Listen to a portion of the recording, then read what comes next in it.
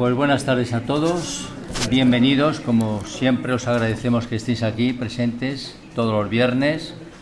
Sois fieles, sois estupendos y os damos las gracias porque nos vais dando pues la confianza que precisamos para que vayamos preparando las conferencias que a lo largo del año pues aproximadamente damos como unas 45 o 46 conferencias distintas, ¿eh? No está nada mal, ¿eh? Pasan por aquí pues amigos muy queridos, no solamente de la casa, sino también fuera de ella, como por ejemplo Javier Cabrejas, Jesús Callejo, Juan Ignacio Cuesta, José Guijarro, etcétera, etcétera, que son personalidades que desarrollan su tarea pues paralelamente aquí a nosotros. Bueno, en esta tarde pues tenemos un miembro de esta casa, como es Juanma Soto, y él va a hablar de un tema que, como ya veis el título, un espírita en el país del sol naciente. Él estuvo por allí dándose unas vueltas hace unos meses y él, que es una persona muy observadora, que va tomando nota de todo aquello, no apuntando, sino tomando nota aquí, pues lo ha reflejado en esta charla que nos va a transmitir. Él es terapeuta y educador y yo creo que vamos a pasar una tarde pues muy agradable, donde después vamos a compartir con él pues sus conocimientos a través de las preguntas que podamos realizar todos juntos, ¿de acuerdo? Pues si os parece, como es amigo mío además, pues vamos a darle un aplauso, ¿no?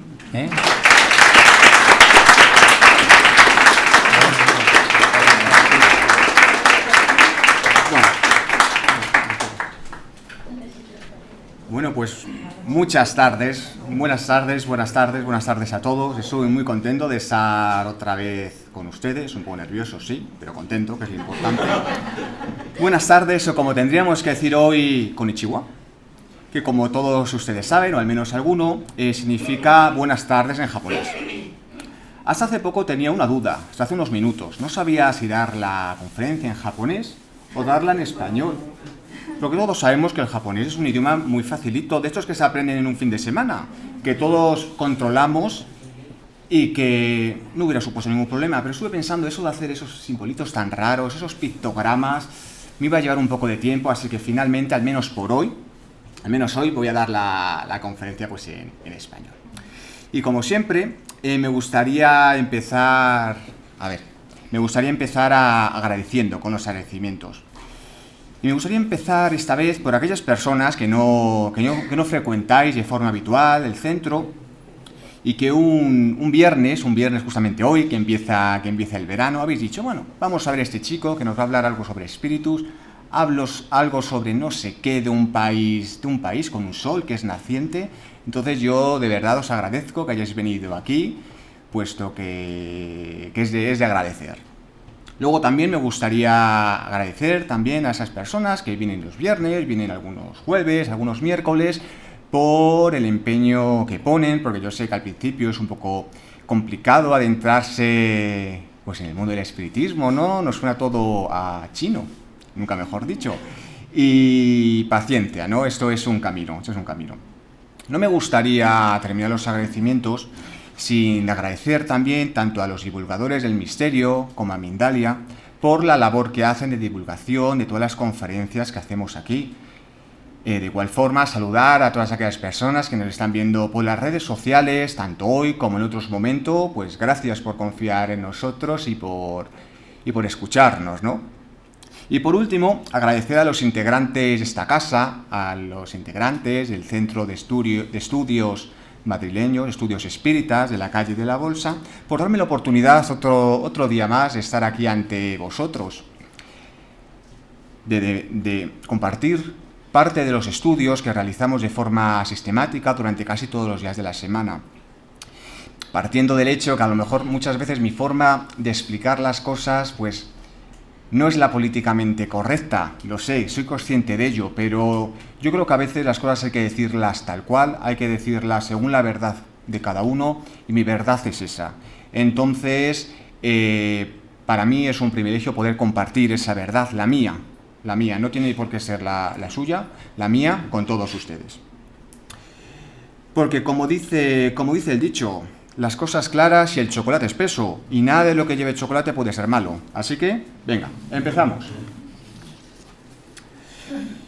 Voy a empezar la introducción haciéndoles sobre todo muchas preguntas y luego les voy a explicar el porqué.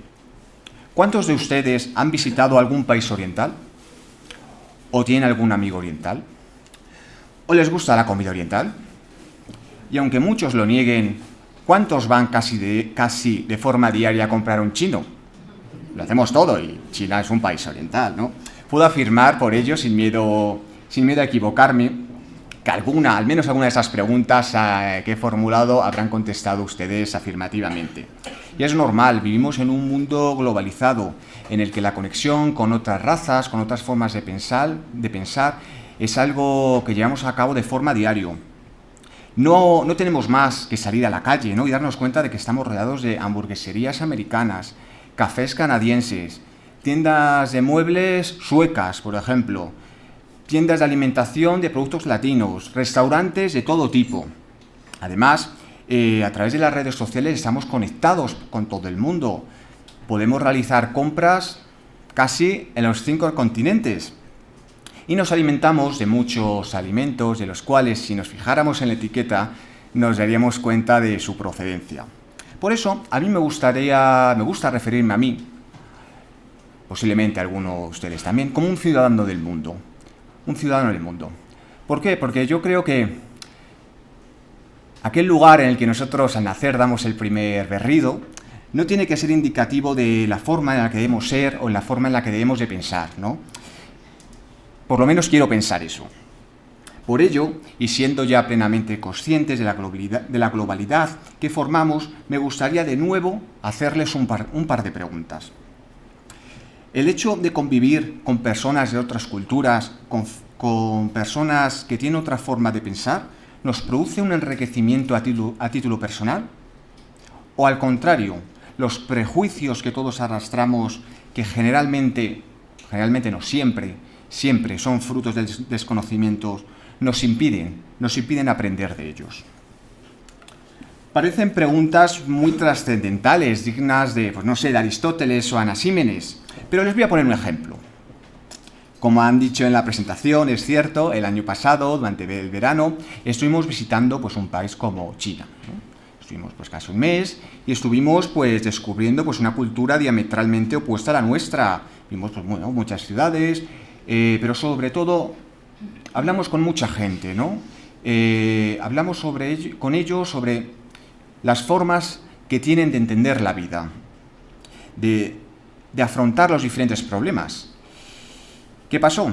Llegamos de las vacaciones y lo típico, la gente te pregunta, oye, ¿qué tal China? No soy de esas personas que se tira 4 horas hablando de las vacaciones y te muestra las 17.258 fotos. De hecho, no creo que haya mayor tortura china que esa. Pero mira, hay algo curioso. Les puedo asegurar que la mayor parte de las preguntas que nos hicieron eran del tipo: son muy guarros, ¿verdad? ¿Escupen por la calle? ¿O es cierto que comen bichos? Desde aquí, no escupen por la calle. Y la única persona que tomó bicho fui yo, así que ahí no hay ningún problema. Entonces, ante esas preguntas, yo me reía, era por una vez políticamente correcto y no decía nada. Pero no os lo toméis como algo personal si vosotros no os hicierais esas preguntas, porque yo soy el primero que las hago. Porque todo lo diferente nos crea dudas, todo lo que difiere de nuestro sistema familiar, de nuestro sistema social, de nuestro sistema económico, nos llama la atención, puesto que todo tendemos a compararlo con nuestro día a día, ¿no? No tenemos más que preguntar a los extranjeros que visitan España por primera vez. ¿Qué nos dicen los extranjeros de España? Pues que si estamos todo el día bailando sevillanas, que si tenemos el olé en la boca todo el día, que si desayunamos, comemos y cenamos paella, y que si todos los días vamos a las corridas de toros. Es que eso es así. Y no es algo que me moleste, pero sí es algo que me hace, en cierta forma, preguntarme el por qué muchas veces cuando vemos una cultura, una sociedad, diferente a la nuestra, ¿por qué no nos preocupamos en ir más allá? ¿Por qué no abrimos la mente? Puesto que detrás de esas etiquetas que ponemos a todo el mundo, incluso dentro de propia España, hay personas como vosotros, hay personas como yo, que se levantan cada día para trabajar, que tienen sus preocupaciones, que tienen sus sus preocupaciones de familia, con los hijos, que no saben qué hacer, iguales que nosotros. Después de todo lo dicho y encontrándonos en este momento de reflexión total, otra pregunta que os hago. ¿Existe algo más desconocido y con tendencia a prejuzgar que todo lo que tenga que ver con los temas de los espíritus, la vida en el más allá, las ciudades espirituales, etcétera, etcétera, etcétera? Todos, en mayor o menor medida, tenemos una opinión al respecto. Como siempre digo, toda opinión es válida. Miedo me dan aquellas personas que creen tener la verdad absoluta sobre cualquier tema. De hecho, cuando me encuentro con una persona así, me doy la vuelta y a otra cosa. No me merece mi atención la gente así. Puesto que cada uno, a través de su experiencia, a través de su forma de vida, de su día a día, de donde se encuentre, de mil y una variables, va creando las imágenes mentales del tema en el que tratemos. Aprender es aprender a vivir con el enriquecimiento que la sociedad nos da. Siempre teniendo en cuenta que habrá cosas que nos interesen más, cosas que nos interesen menos, aspectos que nos estén comunicando que los podamos abordar desde nuestra perspectiva y otras que no, pero siempre pasándolo por nuestro tamiz personal. Como habéis comprobado, he empezado hablando de la multiculturalidad del mundo y acabo de tocar por encima el tema de la espiritualidad y de las casas espíritas, pero ¿tiene algo en común? Sí lo tiene. Para ello, me gustaría comenzar hablando del método socrático. Lo voy a explicar, suena un poco raro, pero luego vamos a poner un ejemplo y ya verás cómo es más sencillo. El método socrático es una técnica, de hecho es incluso un enfoque educativo que se lleva utilizando desde hace muchos siglos y es el que personalmente utilizo yo, en la cual es común la constante realización de preguntas, como yo os he hecho, o presentar las bases de un conocimiento a través de del conocimiento que esa persona ya tiene previamente. Es decir, una persona tiene un conocimiento X y yo haciéndole preguntas sobre ello podemos subir a otro nivel de conocimiento. Ejemplo, que esto es un poco trabalenguas. Yo, por ejemplo, no tengo ni idea de mecánica. Abro un capó del coche y no sé ni las partes que tiene. El motor, sí, vale. Entonces, ¿qué pasa? Se me estropea el coche. Voy al mecánico, el mecánico, por mucho que me hable, yo no me voy a enterar de nada. ¿Qué pasa? Que si esta persona, a través de las preguntas que me va haciendo, a través de ejemplos que me va poniendo, yo poco a poco puedo ir entendiendo el funcionamiento de un motor. Es decir, partiendo de mi conocimiento, puedo alcanzar un conocimiento superior. Porque no nos engañemos. No existe nadie que posee un conocimiento global de absolutamente todas las materias. Vamos, aquí nadie es señor Google, ojalá. O no, ojalá no, mejor.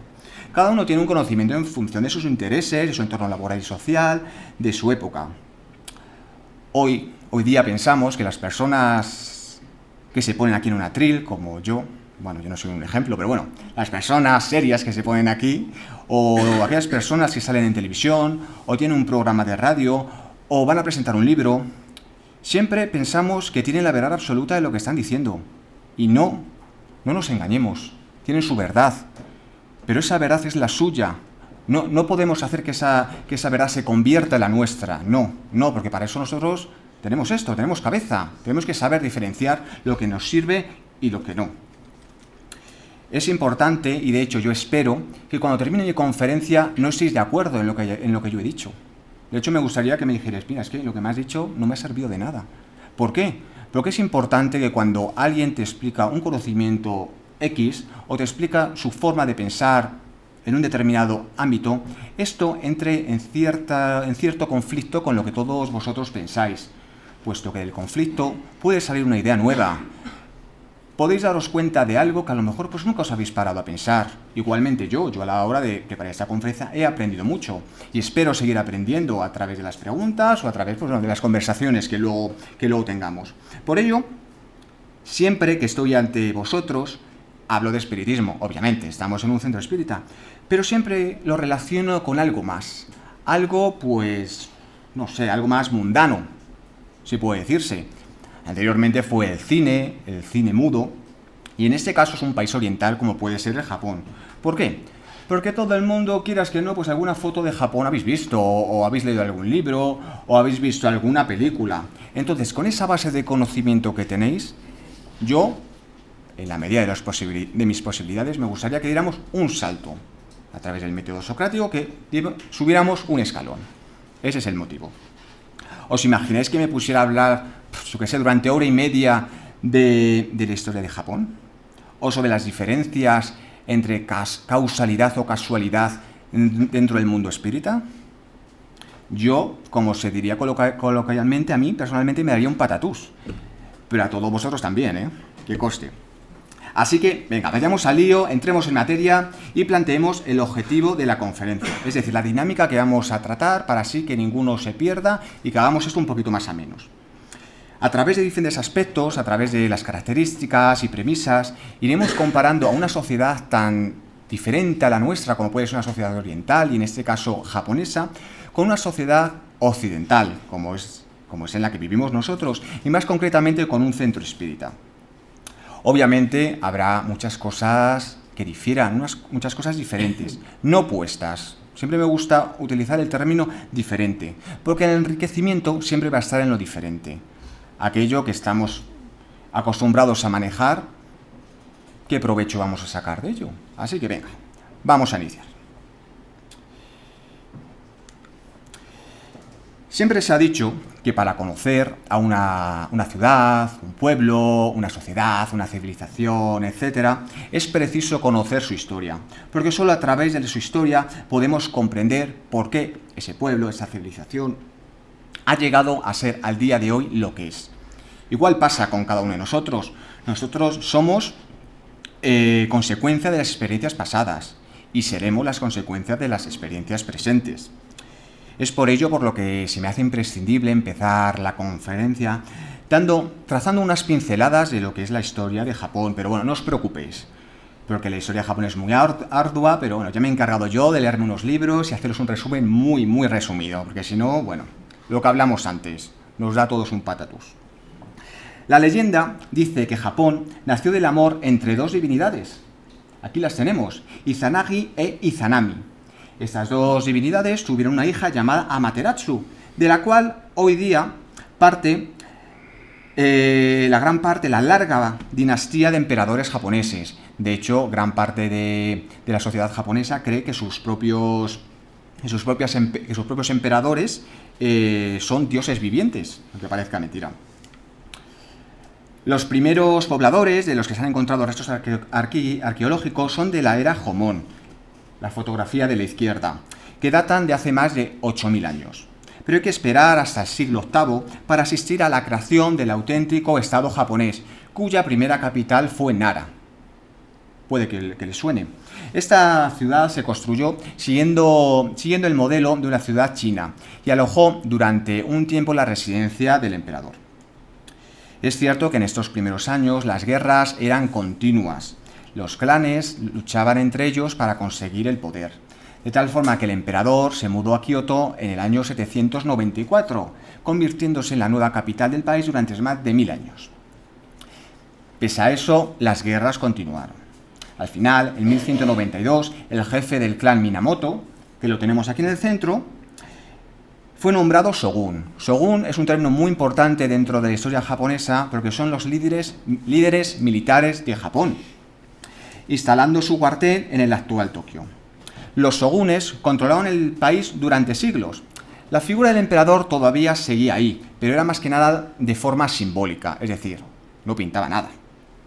Fue una época marcada por la ideología militar y la entrada del budismo zen. Pero bueno, del budismo zen hablaremos más adelante. También durante esta época apareció una nueva casta llamada los samuráis, que lo tenemos aquí en la derecha. Japón, por lo cual funcionó por un sistema de feudal.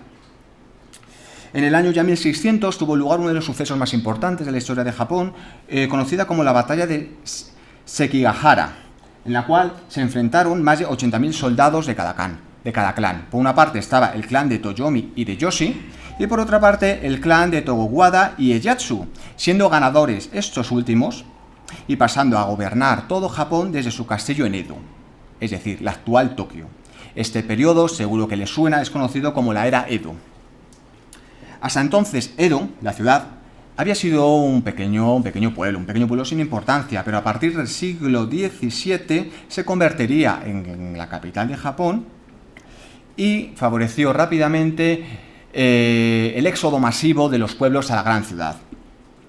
La ciudad se llenó de mercaderes, se llenó de samuráis, se llenó pues de gente rural que fue a probar suerte a la ciudad.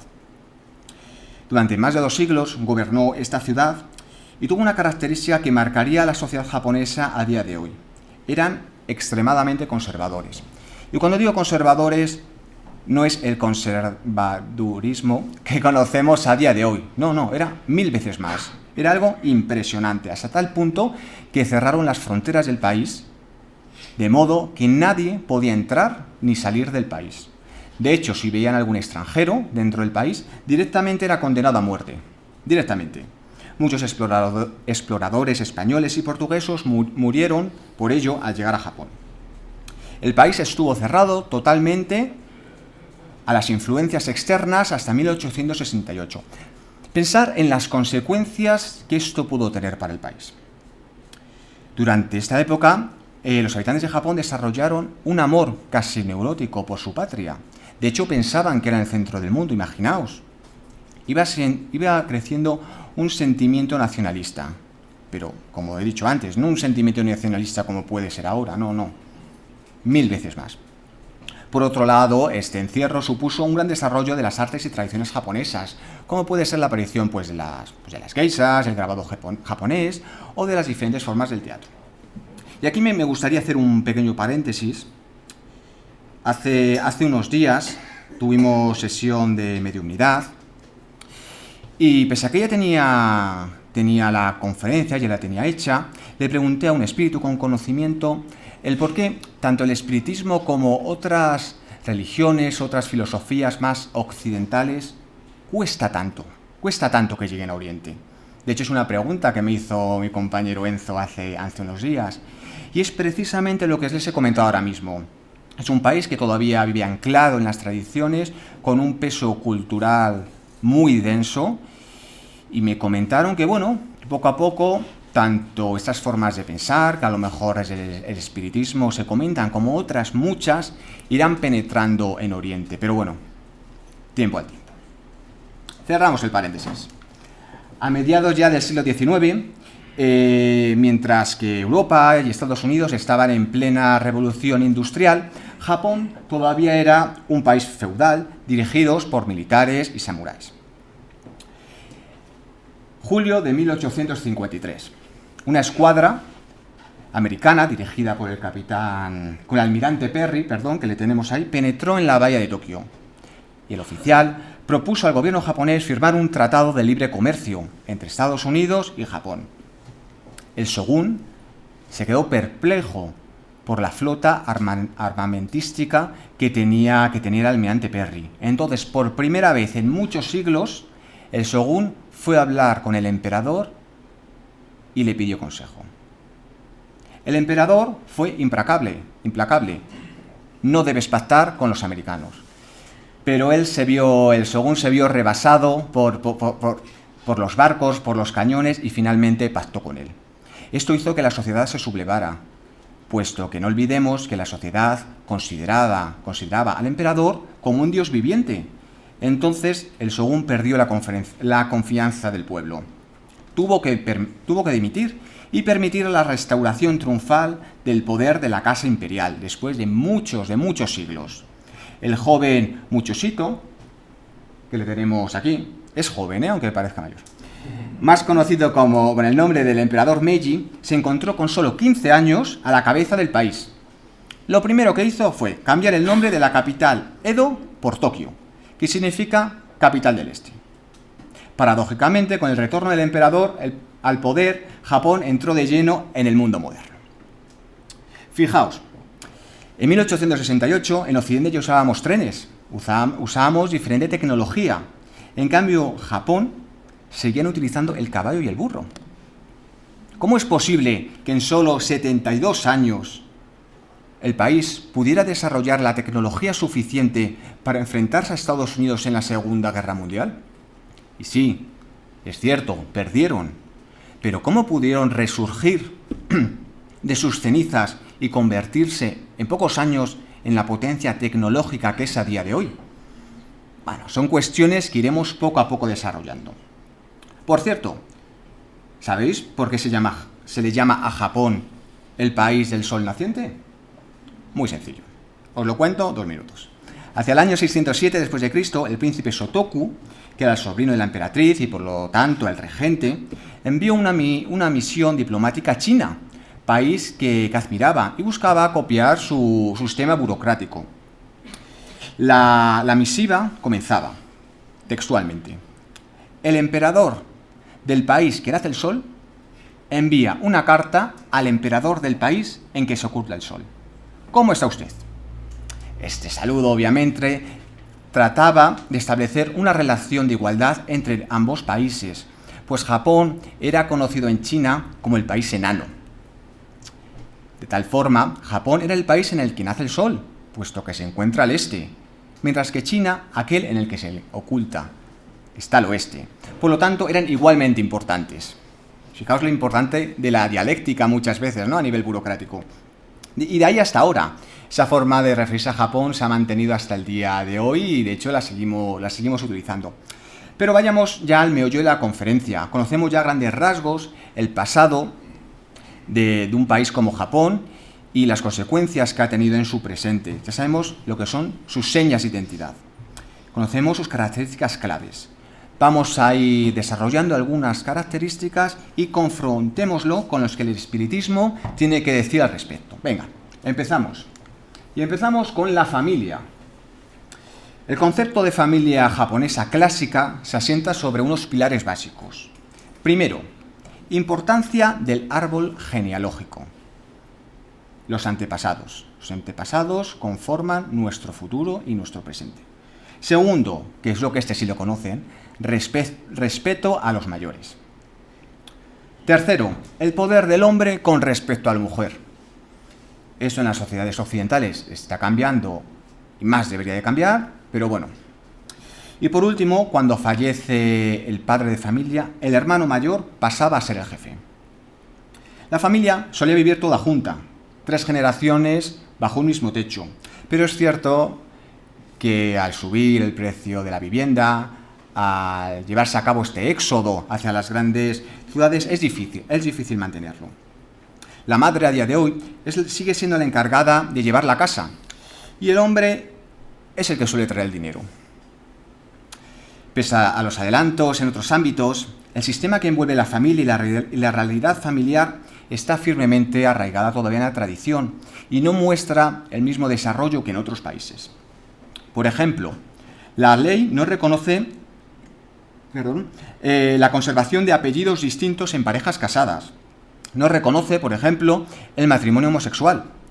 En Japón, tan solo el 2% de los niños nacen fuera del matrimonio.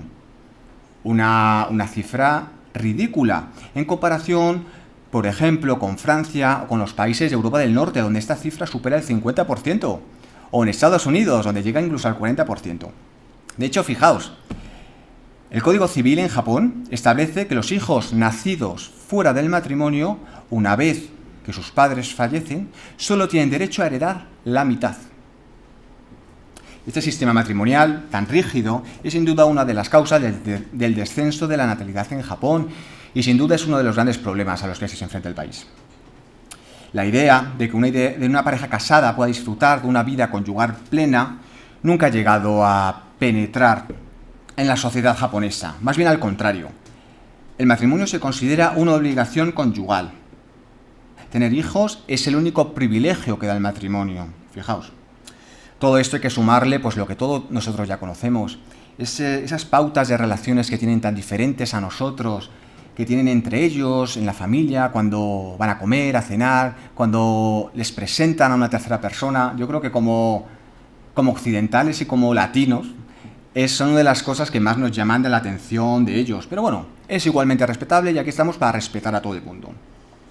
El fotograma que os he puesto es de la película Cuentos de Tokio, del gran director Ozu, que yo os lo recomiendo si queréis adentraros un poco en en los parámetros que envuelven la sociedad japonesa de los años 50, 60 y sobre todo si hablamos de la familia. Enfoquemos ahora todo lo relacionado con los lazos familiares, así como las diferentes relaciones que pueden llevarse a cabo, pero desde el punto de vista del espiritismo. Confrontemos una serie de aspectos que trabajamos en las mesas de mediúmnicas con lo que nos dicen los espíritus. Partamos de la base de algo que todos sabemos. El espíritu es inmortal. Yo creo que la base es clara. El espíritu encarna y desencarna en multitud de ocasiones. Pues todos sabemos que el motivo principal de la reencarnación es la mejora personal que llevamos a cabo en cada una de ellas. Todos, y me incluyo yo el primero, tenemos muchas cosas que trabajar. Aspectos como, la disciplina, la envidia, superar algunas adicciones.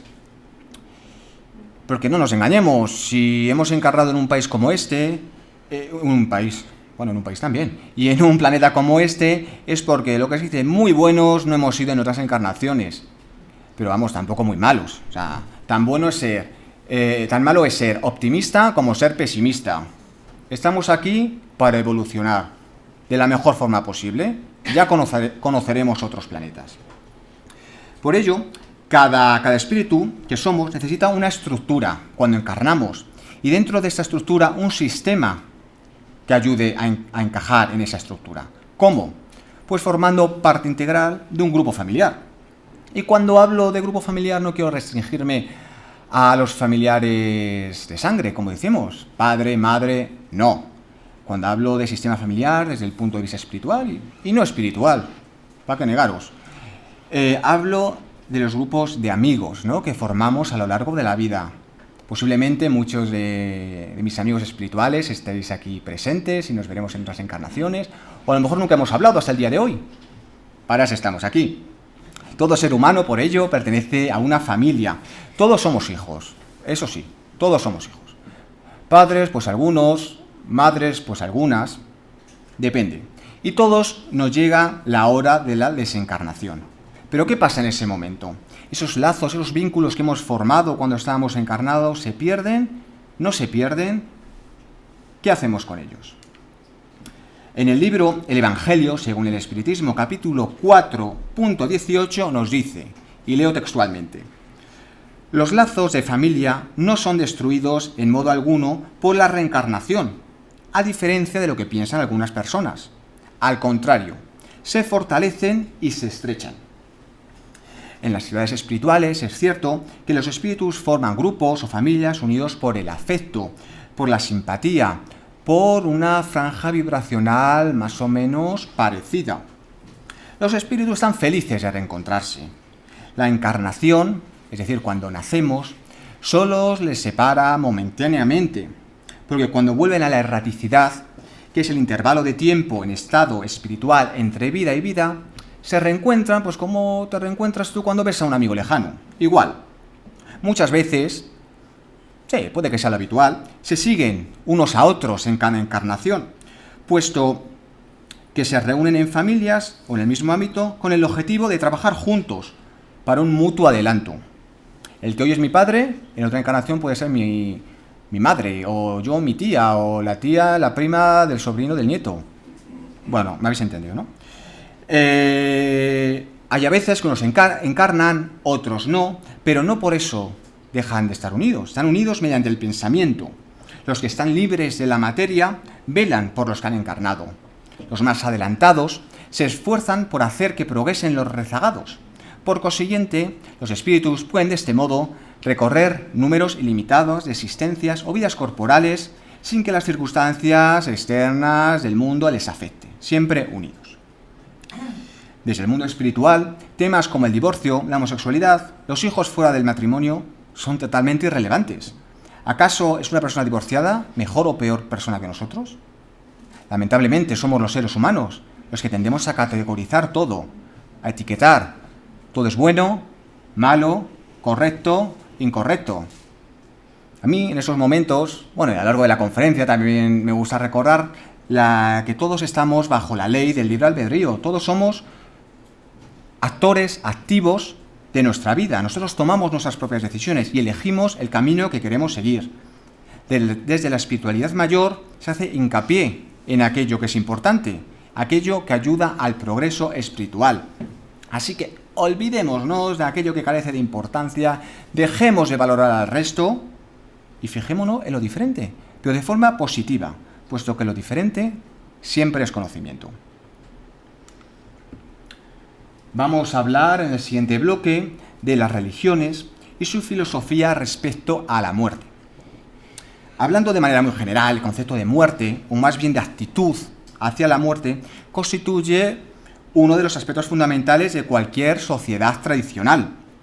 Sin embargo, el impacto de la industrialización es cierto que ha modificado sustancialmente esta actitud, provocando una serie de fenómenos. El primer fenómeno es la desintegración de la comunidad tradicional como consecuencia de la movilidad social. Antes, y seguro que ustedes lo recuerdan, cuando fallecía alguien en un pueblo, pues bueno, todo el pueblo arropaba a la familia. De hecho, digamos que la actividad del pueblo se paraba por completo. Ahora no. En las grandes ciudades sí.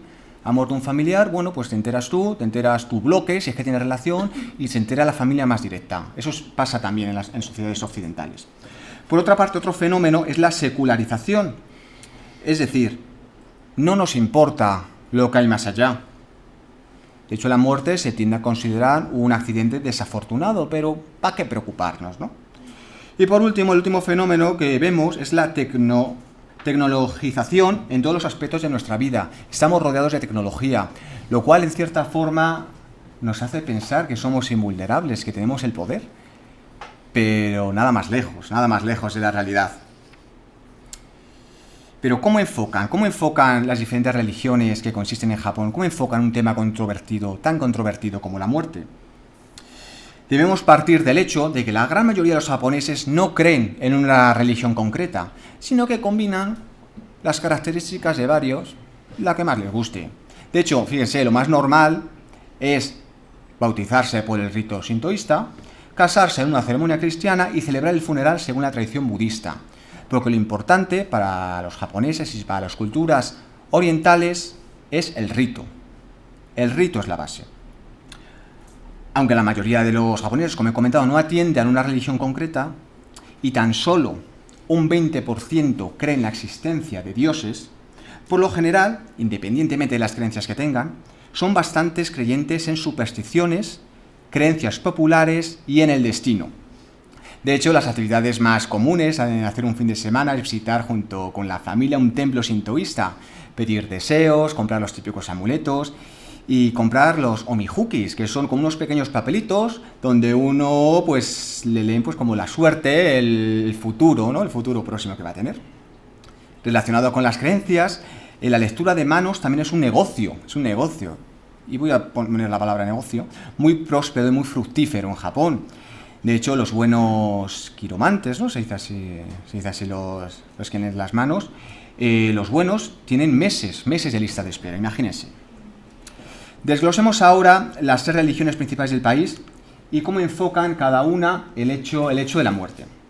Empezamos por el sintoísmo, que es la imagen de la izquierda. Es la religión politeísta y animista originaria del Japón. No existen los dogmas, no tienen ninguna forma definida de rezar, no tienen ningún líder espiritual. De hecho, quizás sea considerada más una filosofía. El sintoísmo nos indica una serie de métodos o rituales para hacer que las relaciones entre los humanos sean mejores, la convivencia entre nosotros sea más fructífera y sobre todo la convivencia con la naturaleza. Según el sintoísmo, la naturaleza es sagrado y el contacto con ella nos hace acercarnos a los dioses. De hecho, en Japón hay muchos árboles y muchas montañas consideradas sagradas, porque se dice que vive un dios. Debajo de esto se suelen colgar unas tablillas de madera en lo que uno va a pedir un deseo. Las sociedades orientales son mucho de pedir deseos. Piden unos deseos y si se les cumple, vuelven otra vez y cuelgan otra tablilla de agradecimiento. También procede del sintoísmo la idea, fijaos qué curioso. De hecho, algunas personas que conozco de aquí en la asociación les pasa esto. El sintoísmo tiene una idea, que las cosas que pertenecen a una persona en cierta forma tienen parte del espíritu de esa persona. Por eso el hecho de los regalos para los orientales es muy importante. Allí no es como Navidad, que te regalan unos calcetines y una corbata, no. Allí los regalos son muy importantes porque estás regalando parte de tu espíritu.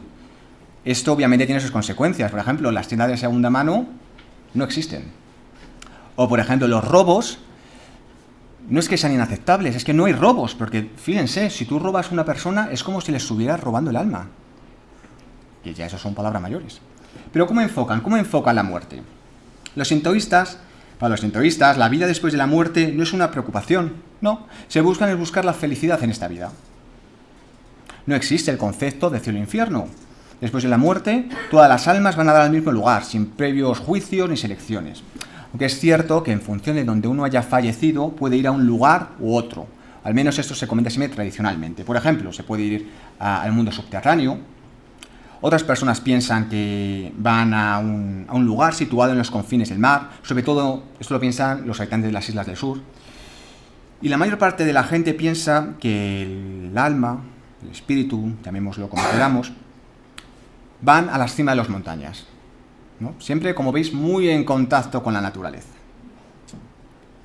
A continuación vamos a hablar del budismo, que es la imagen del centro. El budismo llegó a Japón en el siglo VI después de que fuera arduamente desarrollado en países como China y Corea, y rápidamente se extendió por todo el país, y se integró, como no, con el sintoísmo. Los budistas buscan la iluminación y el desapego de los bienes materiales. Hoy día, como os he adelantado, la mayoría de los funerales siguen el ritual budista. La muerte, ¿cómo la enfocan ellos? Dentro del budismo voy a centrarme sobre todo en la forma sincrética, en la forma más original, en la forma más arcaica, más primigenia, porque es cierto que en estos últimos años se ha desarrollado mucho el budismo zen, ¿no? El budismo zen, de hecho, incluso ahora mismo es más importante que el budismo tal cual, pero yo me gusta centrarme en las raíces. La muerte dentro del budismo se explica a través de tres conceptos. Son tres conceptos japoneses que suenan muy mal, pero ya verás cómo explicados no suenan tan mal. En un primer momento tenemos el concepto de mucho, que significa la transitoriedad de la existencia humana. Hay una resignación por la cual todos estamos aquí un periodo de tiempo, todos vamos a morir. Y es una actitud todavía vigente, ¿no?, en las sociedades orientales. Por otra parte tenemos el concepto del Inga Ojo, es decir, causa y efecto, la cadena de causa-efecto, que implica el premio o el castigo según las acciones pasadas. Originalmente este premio o este castigo se aplicaba una vez que llevaba el supuesto juicio, ¿no?, después de fallecer, pero más tarde se redujo en esta vida, es decir, si uno ha sido buena persona, pues tendrá una existencia libre de enfermedades, próspera. En cambio, si ha sido una mala persona, pues tendrá una existencia llena de dolores, pobreza y enfermedad. Y por último, el concepto de Butsudan. Es el lugar físico al interior de todas las casas orientales que tiene un pequeño templo para rendir culto a los dioses. Y por último vamos a hablar del confucianismo, que es la imagen de la derecha. El confucianismo en sí no es una religión, pero sí es cierto que ha influido mucho en la forma de pensar de los orientales. La filosofía confucianista promueve una serie de prácticas y formas de actuar en la vida diaria, sobre todo cuando se relacionan con terceras personas. Hace hincapié en el respeto y la lealtad, de forma que todo fluya, creando siempre felicidad para los demás y para nosotros mismos. Desarrollado hace más de 2500 años por el filósofo chino Confucio para nosotros. ¿Qué piensan los confucianistas de la muerte? En este caso también quiero que nos centremos en el confucianismo más original, más arcaico, y que nos ciñamos en la obra de Analectas, escritas por el propio Confucio en el siglo V a.C., el cual es muy tajante, como comprobarán ahora respecto a estos temas. Cierto día, uno de sus alumnos, de sus discípulos, le preguntaron: «Maestro, ¿cuál es su opinión sobre la muerte?». Y él respondió: «No sé lo suficiente sobre la vida, por lo tanto me parece ocioso hablar de la muerte». En otro momento se le preguntó acerca de los espíritus, de las fuerzas sobrenaturales, y al ser interrogado, Confucio contestó: «Me interesa la sociedad humana, no lo que está fuera de ella».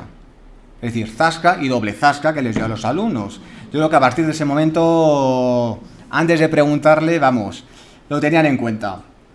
Pero que muy buen carácter el hombre no debía tener un buen día. Años más tarde, el llamado neoconfucianismo, ya estamos hablando del siglo XI o XII, desarrolló más este concepto.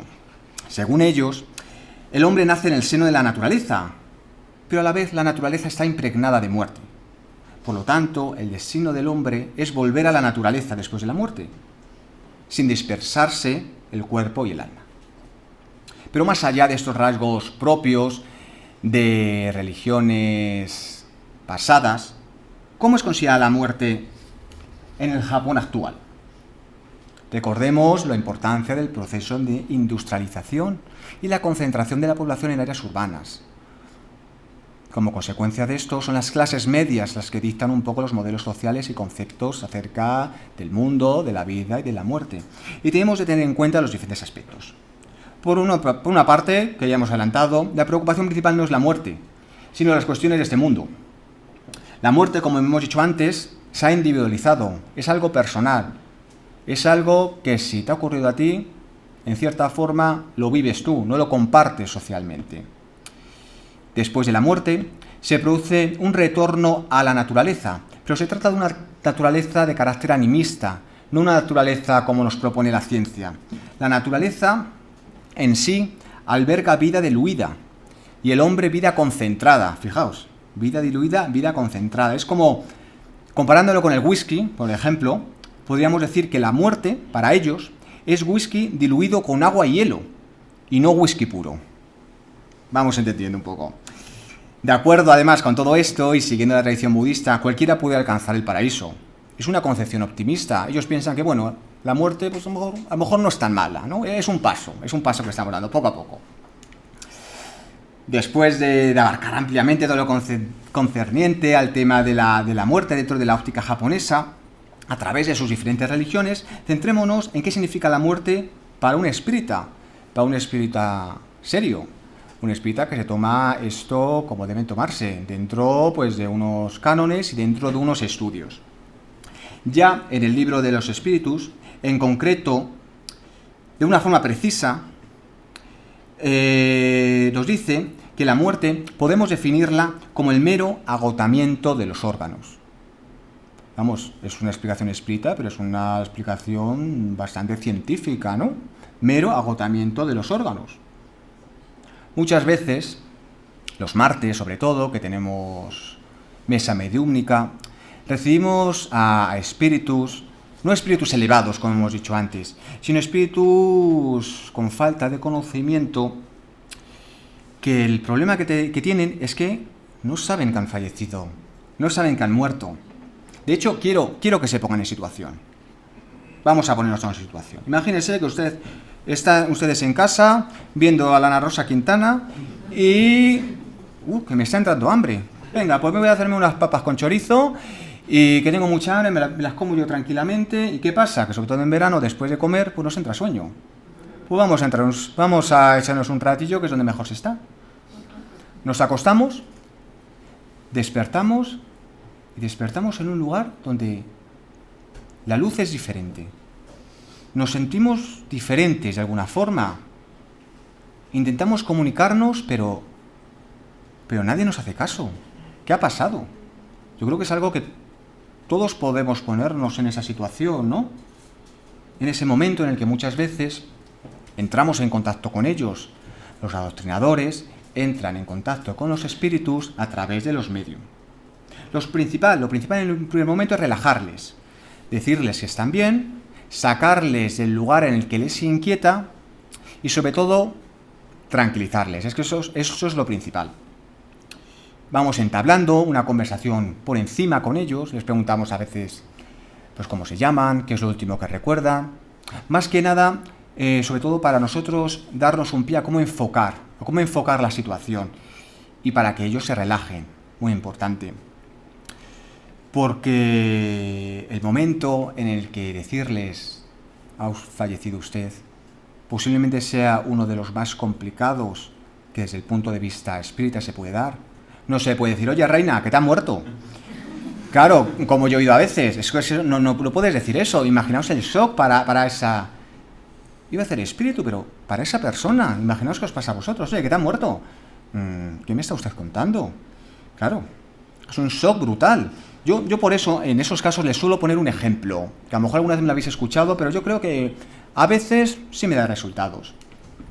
Todos, cuando nacemos con un cuerpo, que es como si fuera nuestro traje, pero claro, con el paso del tiempo ese traje, pues debido pues a enfermedades, pues al paso pues del día a día, ese traje pues se va manchando, se va estropeando, le van saliendo rotos, es normal. Y llega un momento en el que es preciso cambiarlo. Pues con nuestro cuerpo pasa lo mismo. Es preciso, llegado el momento, cambiarlo. Eso no significa que hayamos muerto, sobre todo si atendemos a la muerte desde lo que nos dice el diccionario, ¿no? Desde una óptica totalmente occidental. No hemos muerto, directamente cambiamos de estado, cambiamos de traje. No os voy a decir que esto siempre me funcione, hombre, es cierto que a través de la metáfora se va abriendo la mente de ese espíritu, de esa persona. Me gusta, siguiendo como siempre el método socrático, que sean ellos quienes lleguen a la conclusión de lo que les ha pasado. Me gusta preguntarles y que a través de su experiencia y a través sobre todo de esa idea que les viene de repente en la cabeza digan, pues a lo mejor, sí, dígame, ¿qué es lo que piensa? ¿Puede ser que haya fallecido? Efectivamente, ha fallecido usted. Y ya a partir de eso seguimos trabajando, porque ellos no son tontos, ellos son como nosotros. Habrá algunos tontos, pues como somos nosotros. Habrá algunos listos, habrá algunos más altos, más bajos, pero es que son como nosotros, exactamente como nosotros. La doctrina espírita, por lo tanto, modifica la manera que tenemos de encarar el porvenir. La vida futura ya no es una hipótesis, es una realidad, es fruto de la observación, es fruto de las comunicaciones que semanalmente a cientos recibimos en una casa espírita como esta. Imaginaos a nivel mundial. A nivel mundial, la cantidad de libros que se han psicografiado contándonos lo que hay más allá. El alma pasa de ser una abstracción a ser nosotros. Nosotros somos alma, básicamente. Pero no nos engañemos. A ver, el miedo de la muerte siempre va a estar ahí. Está muy bien que estudiemos esto. Pero el día que me muera, pues estaré acongojado, como se dice. Es como, porque claro, siempre nos da miedo lo desconocido. Es como cuando uno va a una entrevista de trabajo, ¿vale? Te la has podido preparar muy bien. Tienes el conocimiento, tienes los títulos, tienes los idiomas. Pero el día de antes no duermes. ¿Por qué? Miedo a lo desconocido. Aunque ya sepamos cómo va a ser la entrevista, aunque ya conozcamos a la empresa, pero bueno, somos humanos. Dispongamos por ello de las herramientas necesarias para afrontar de la mejor manera a través del espiritismo ese periodo en el que pasemos de un lugar a otro, ¿no? Para que ese periodo sea lo más tranquilo, lo más sereno, que sea en paz, que es lo importante. Vamos a hablar ahora ya del último bloque de la conferencia, de los fantasmas y sobre todo de los espíritus. Pero permitidme, antes de nada, una aclaración que siempre me encanta hacer. Todos vosotros sabéis, pues seguro que no es la primera vez que venís, os habéis venido, pero habéis visto alguna conferencia a través de las diferentes redes sociales, o habéis leído, que el término fantasma no tiene ningún sentido para el espiritismo. De hecho, es una forma inadecuada de referirse a ellos, demostrando una falta de conocimiento y respeto total hacia los desencarnados. Os animo, de hecho, a que observéis a alguna persona que presume de mucho conocimiento, se refiere a ello como espíritus o cosas peores. Pues esto denota que si en las bases no tiene un conocimiento, imaginaos cuando tengamos que hablar de reencarnación, cuando tengamos que hablar de unos temas mucho más complejos, ¿no? Huid de ello. Es como si yo fuera al médico porque estoy aquejado, que me duele mucho el estómago, llevo unos días que me duele mucho todo y voy preocupado porque no sé lo que tengo, ¿qué me pasa? Voy y el médico tranquilamente me dice: está usted muy chungo, colega, fijo que la palma. Claro, a lo mejor si alguien lo está oyendo desde fuera dirá: ay, qué médico más cachondo, qué gracioso, le voy a seguir en las redes sociales, es que cómo me gusta, cómo lo disfruto. Pero ¿cómo se sentirían ustedes? ¿Cómo os sentiríais vosotros, mejor dicho? Pues yo me sentiría fatal. Pues así es como se sienten los espíritus cuando se les llaman fantasmas o cosas peyorativas, que son peores. Todo esto viene a colación de que en Japón, más que de espíritus, sí, vamos a hablar de fantasmas. Pero bueno, en este caso no voy a entrar a discutir si el término es correcto o no. Estamos hablando de otra sociedad, estamos hablando de otra forma de entender la vida, otra forma de entenderlo todo. Y como la conferencia es desde un punto de vista antropológico, que no le extraña a nadie que me refiera yo como fantasma. Voy a quitarme el speechip el chip espírita y voy a intentarlo, aunque seguro que algún espíritu se me cuela, seguro. La mitología japonesa, como podrán ver, es conocida por su extensa amalgama de seres inquietantes. Pues, por ejemplo, demonios, apariciones, objetos animados, animales sagrados, ogros y, como no, sí, fantasmas. Los fantasmas japoneses están muy presentes dentro del imaginario del país asiático. Hay de todos los tipos, tamaños, incluso poderes, si podríamos decirlo así.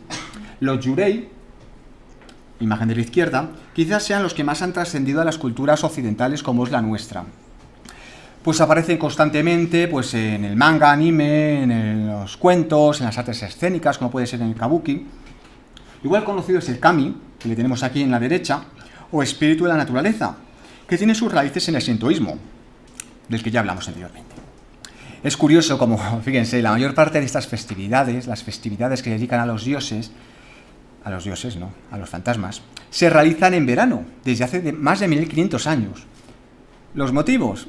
Muy sencillos, porque ellos dicen que el mejor antídoto contra el calor bochornoso es un buen escalofrío. ¿Y qué mayor escalofrío puede haber que hablar de fantasmas? Vamos, a mí no se me ocurre otro. El prototipo de fantasma japonés, por ello, es el de un ente femenino, vestido con un kimono funerario blanco, abrochado al revés. Los fantasmas japoneses no acostumbran a tener piernas, ni pies, y suelen ir flotando, ¿no? Como entre fuegos fatuos de colores verde, azul y púrpura. La mayoría representados con cabellos largos y suelen llevar un triángulo en la frente. Otro de los fantasmas más conocidos son los Goryo, que estos sí son más agresivos, los cuales antes de traspasar el umbral tienden a maldecir tanto a personas como a casas, a parques, a lo que queramos, ¿no? Suelen aparecer sobre todo porque los ritos funerarios que se les fueron dedicados no fueron los correctos. Muchos fantasmas que vagan por el archipiélago nipón cuentan con una serie de características comunes, que son, por ejemplo, entre muchas otras, poseen habilidades para mover, incluso romper objetos. No suelen interactuar demasiado con el mundo de los vivos. A excepción de alguno, como los Goryo, que he comentado, son inofensivos. El objetivo es zanjar unas silla de rencillas, pero no os preocupéis que son inofensivos. Los Yurei, por contra, viven atormentados en el mundo terrenal debido a un fuerte sentimiento de rencor, odio o amor, y su objetivo principal es la venganza. Seguro que habéis visto alguna película japonesa, por ejemplo, Sadako, la protagonista de Ring, El Círculo, que fue posiblemente la primera película que abarcó estos temas, al menos que haya llegado occidentalmente para el gran público. O por ejemplo, La Maldición, ¿no? El niño azul, que... Muy bonita, la verdad. Los habitantes del país asiático opinan que la mayor parte de los fantasmas son mujeres, fíjense, porque dicen que tienen una forma de hablar más profunda. Por eso siempre se les representa con, justo en estos ejemplos, por ejemplo, con rasgos femeninos. La forma de morir o de regresar al mundo de los vivos nos sirve para clasificar los diferentes tipos de fantasmas japoneses. Por ejemplo, imagen de la izquierda, los conocidos Goryos, que son fantasmas vengativos que solían pertenecer a las clases aristocráticas en vida. Tenemos, por ejemplo, los Funayurei, que son los espíritus fallecidos en alta mar, los Onryo, que también son espíritus, ¿lo ves? Me ha salido espíritus, fantasmas, que claman venganza y que regresan del purgatorio debido a una mala acción. En el centro tenemos a unos espíritus muy peculiares llamados los Subume. Lo siento, tengo que decir espíritu, fantasmas.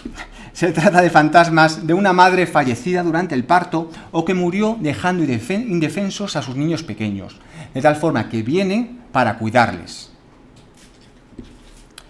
También tenemos los fantasmas guerreros, que son fantasmas de los veteranos guerreros caídos en las diferentes guerras. En la figura de la derecha tenemos los Zashiki Warashi, que son fantasmas de niños, que suelen ser más traviesos que peligrosos. Y otro de los fantasmas peculiares, pero ya les digo, hay muchos, son los fantasmas seductores. Son fantasmas, tanto hombres como mujeres, que regresan a la vida para iniciar una relación amorosa con el ser humano. A lo largo y ancho de la geografía japonesa existen multitud de lugares donde los fantasmas vagan. Por ejemplo, los fantasmas de Okiku transitan por las habitaciones del castillo Himeji. O, por ejemplo, en los bosques cercanos al monte Fuji, hay gran multitud de fantasmas, puesto que es un sitio lamentablemente propicio para los suicidas.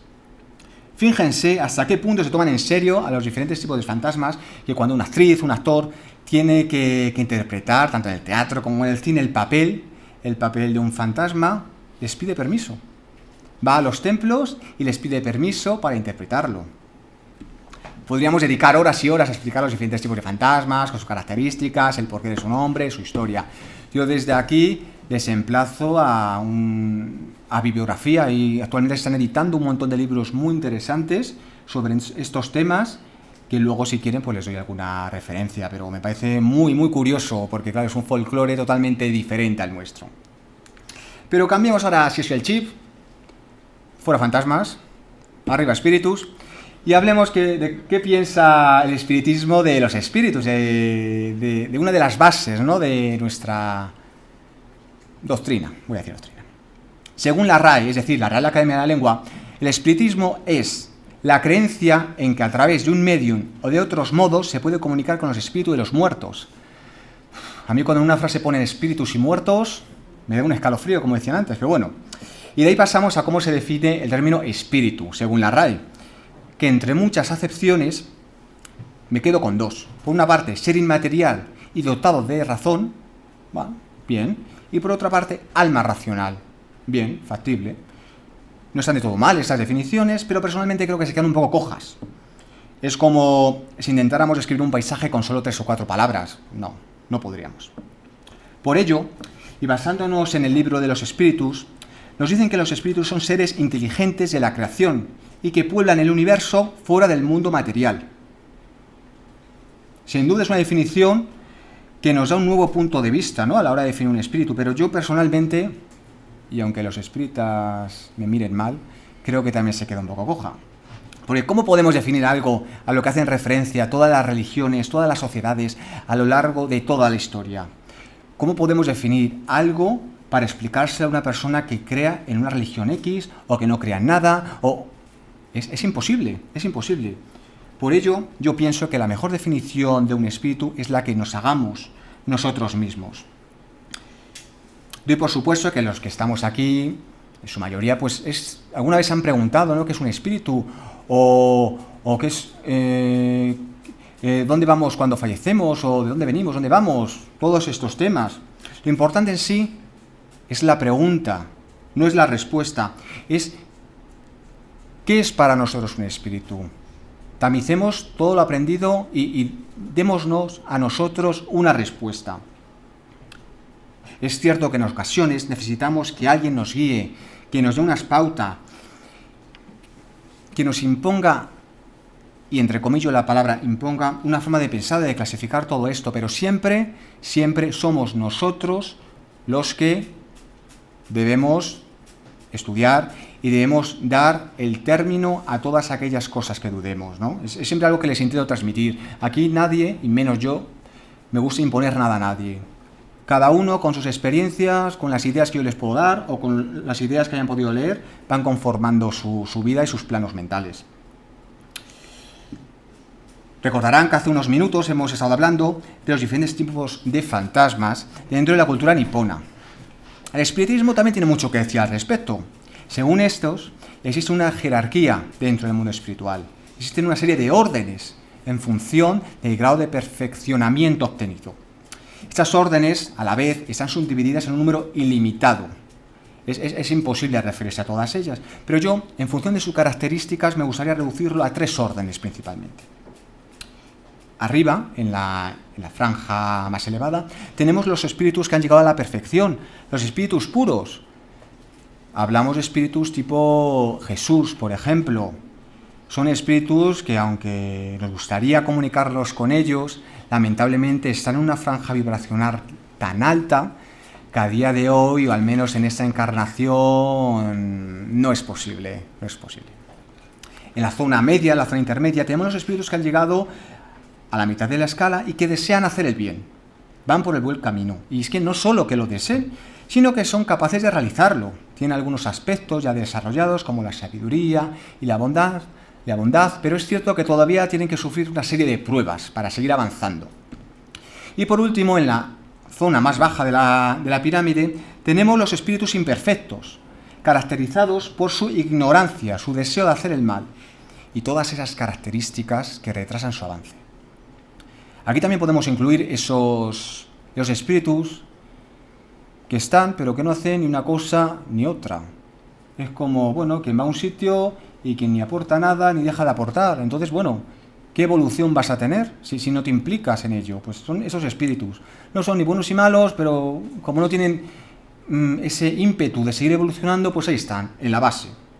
De igual forma tenemos los espíritus revoltosos, ¿no? Que se complacen más que con hacer el mal, que con la malicia, ¿no? Pues con quitarnos esas cosas de sitio, o con hacernos la zancadilla, con empujarnos, pero bueno, no se lo tendremos en cuenta.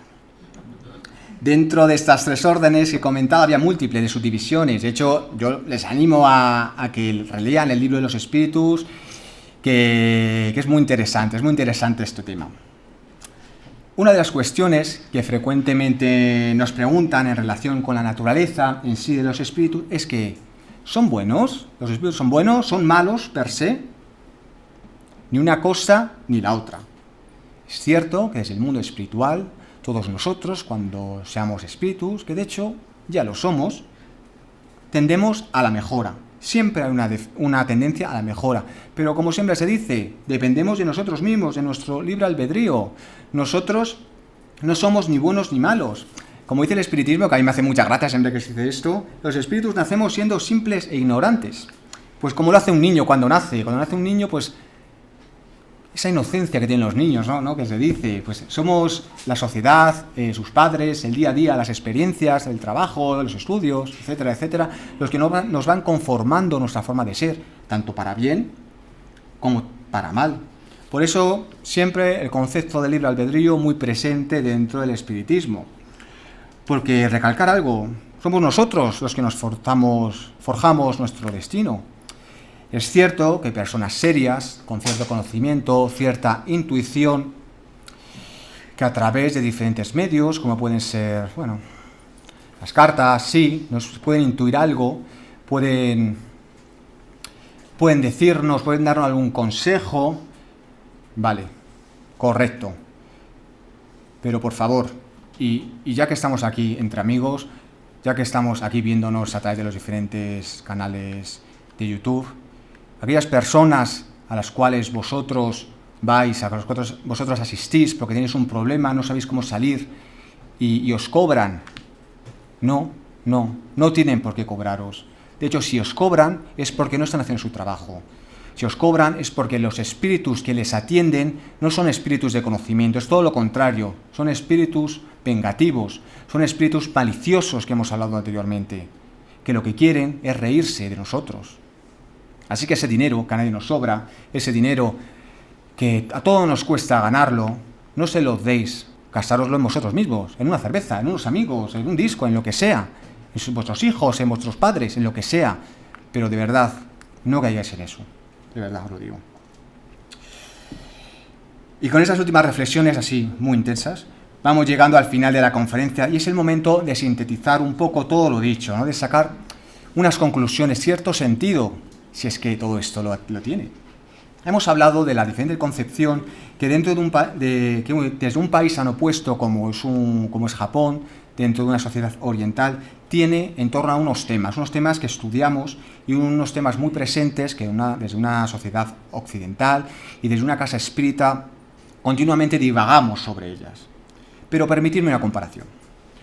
Personalmente opino que las religiones, las filosofías, las formas de entender la vida, son como las comidas típicas de un país o de una región. ¿Sí? ¿Cuántas veces hemos escuchado de eso de como en España se come en ningún sitio? Es una de esas frases viejunas que escucho todos los días. Está más o menos al nivel de cuando te vas a despedir a alguien y te dice, oye, adiós, adiós. Si Dios quiere. Yo en ese momento me imagino a Dios ahí etéreo, de blanco, con sus melenas, en una nube, diciendo, pues no voy a querer. Pero bueno, no nos desviemos del tema, pero es que me hace mucha gracia siempre esto, la verdad. Nuestro planeta está compuesto por 194 países. Cada uno tiene una sociedad diferente, una forma de pensar diferente, una historia diferente y por ello una gastronomía diferente, una forma de entender la vida diferente. Y sí, en España se come muy bien, se come genial, pero personalmente no conozco a nadie que haya comido en los 194 países del mundo. Pero que no nos engañemos. Podemos comprobar a diario que ante lo desconocido reaccionamos de dos formas. Primero, miedo. Miedo a lo desconocido, eso está presente siempre. Y por otra parte, tendemos siempre a reivindicar lo nuestro como lo mejor del mundo mundial. Esto es algo que vemos constantemente en el espiritismo, cuando se habla en contraposición con otras religiones. Lo podemos ver en cualquier filosofía, en cualquier forma de alimentación, vegano, vegetariano, cualquiera, lo que sea, cualquier ideología que sea. Pensamos muchas veces que a frecuentar un centro espírita o a frecuentar una iglesia o a leer determinados libros, nuestro nivel de conocimiento es superior al resto. Porque yo sé más que todos vosotros. Hombre, yo me he leído un montón de libros, pues sé mucho más que vosotros. Vosotros estáis aquí, pero yo es que estoy aquí. Eso es algo que se hace patente día a día. No hay más que ver la televisión. Es lo que hemos hablado antes. Yo creo que estoy aquí dando una conferencia sé más que vosotros. Pues no nos engañemos. Personalmente, cualquier afirmación de ese tipo, sea de la índole que sea, que me la presente como absoluta y absolutista, me da que pensar y reniego de ella como norma. Reniego como norma, taxativamente. Estamos en el 2019. Convivimos con una tecnología global impresionante. Nos comunicamos con cualquier parte del planeta en segundos. Podemos viajar en cuestión de horas a los confines de nuestro planeta. Evolucionemos también a nivel personal. Dejemos a un lado las etiquetas, del tipo que sea. Expulsemos los prejuicios que nos acompañan a diario y que arrastramos de anteriores generaciones. Enriquezcámonos de todo lo que nos pueda ofrecer la convivencia. Buenas tardes.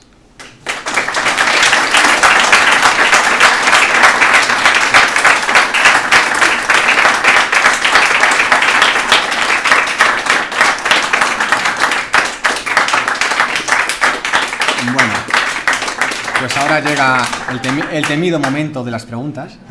Así que nada, si tienen alguna pregunta, pues sobre todo de espiritismo, ¿no? O de Japón, si queréis. Estoy aquí abierto a lo que sea. ¿Alguna pregunta? ¿Ninguna? Mira, pase si quiere. Espera, que lo enciendo. Creo que se ha encendido, sí.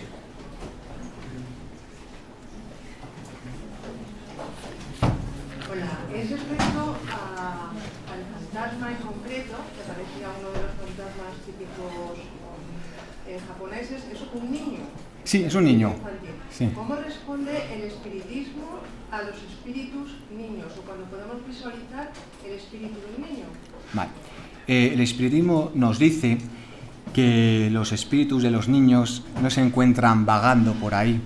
Los espíritus de los niños, una vez que desencarnan, que fallecen, son recogidos por la espiritualidad mayor. Son recogidos.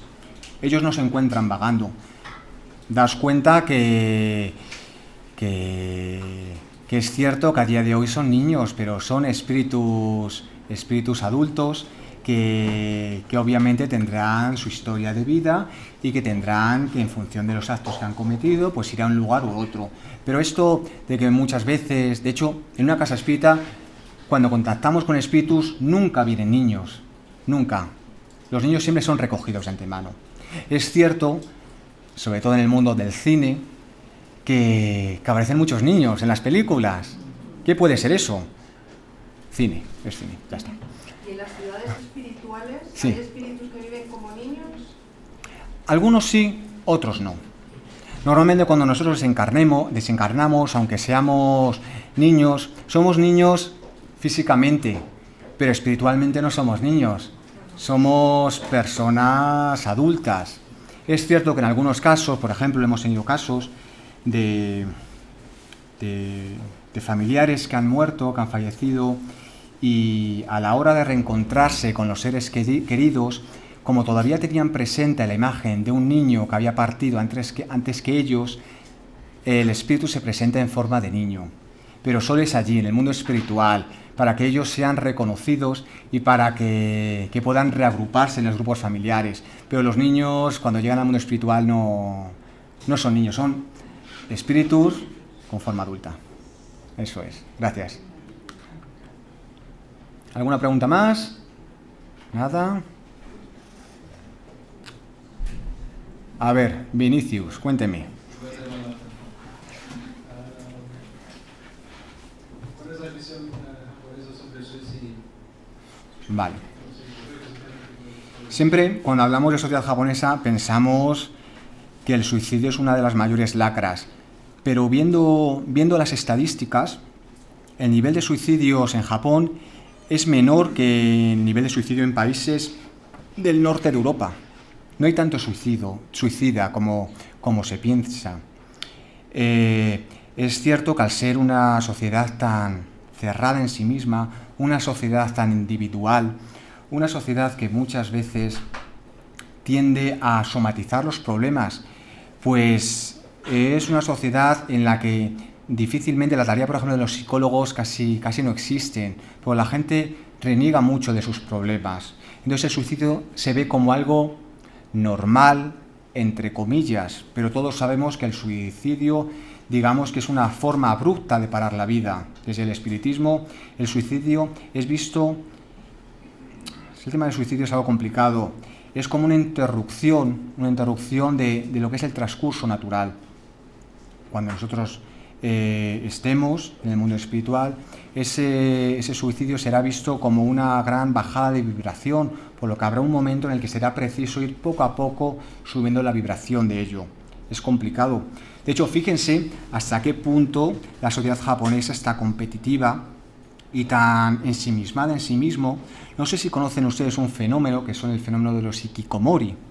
Los hikikomori es el nombre que se le da a los adolescentes, sobre todo en edad de instituto, que se ven sometidos a tanta presión social.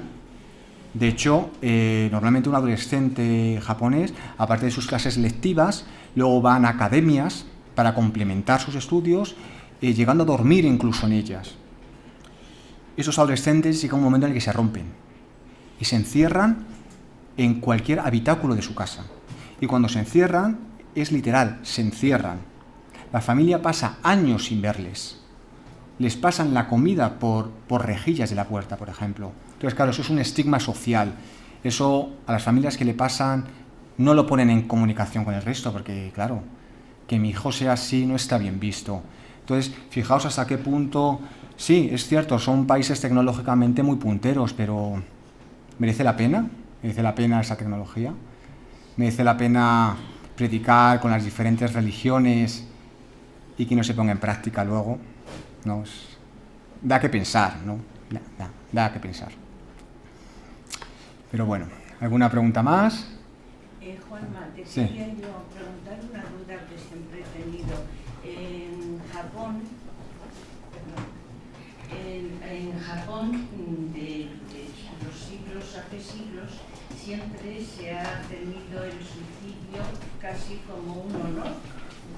Entonces, vamos, entiéndeme, no como un honor, sino si hacías algo que no era dentro de lo normal o perdías una guerra o lo que fuera, el suicidarse era una cosa de honor. Sí. Entonces, ¿cómo verán los espíritus cuando vayas al otro lado? Si a ti te han enseñado desde niño eso, quizás tengamos menos... Claro, sobre todo hablamos de este tipo de suicidio en la casta de los samuráis, ¿no? Que sí es cierto que como ellos tenían un honor tan arraigado, un nacionalismo tan imperturbable, ellos en cuanto fallaban a la sociedad, ellos no merecían vivir, entonces se quitaban del medio. De hecho, para las familias, el hecho de que un samurái se hiciera el harakiri, ¿no?, que se dice comúnmente, y se suicidaba, era visto estaba bien, de hecho daba honor a la familia. Es cierto que no lo podemos comparar con el mundo espiritual que nosotros conocemos. Hay formas de la sociedad, percepciones que tenemos del día a día, que no podemos compararlo si lo sacamos de una sociedad determinada. A día de hoy lo que hablamos siempre del suicidio. Yo personalmente no soy nadie para una persona que se ha suicidado o para la familia de dicha persona decirle que su familiar va a estar en mejor o peor sitio, porque yo no soy nadie para juzgar a nadie. Siempre nosotros somos nuestros propios jueces y todos en el fondo sabemos que el quitarnos la vida, por muy mal que estemos, no es lo correcto. Pero claro, también hay que verse en la situación. Claro, es muy fácil yo venir aquí, yo a día de hoy estoy más o menos sano, y decirles, es que el suicidio está muy mal. Pues sí, el suicidio está mal, pero hay que verse en las circunstancias. Hay muchas veces que valorar, que compensa. También muchas veces es la falta de conocimiento, ¿no?, de lo que nos espera una vez que pasemos al otro plano. Pero de los errores aprende. De los errores aprende. Si en esta existencia nos hemos suicidado y nos hemos dado cuenta que no era lo correcto, pues una enseñanza que nos llevemos. Y el espiritismo, ya lo hemos dicho antes, todo evoluciona hacia arriba. Así que el suicidio está mal, sí, pero es una enseñanza de vida. Yo lo veo así. Una pregunta más. Nos vamos ya de verano. Ha empezado el verano hoy. Perfecto. Nada, ninguna pregunta más. Pues reiterar lo que he dicho en un principio. Muchas gracias por venir a escucharme, a aprender y aprender yo de vosotros, ¿no?, que es el motivo, ¿no?, de un centro espírita, el aprendizaje mutuo, siempre el aprendizaje y hacia adelante. Muchas gracias.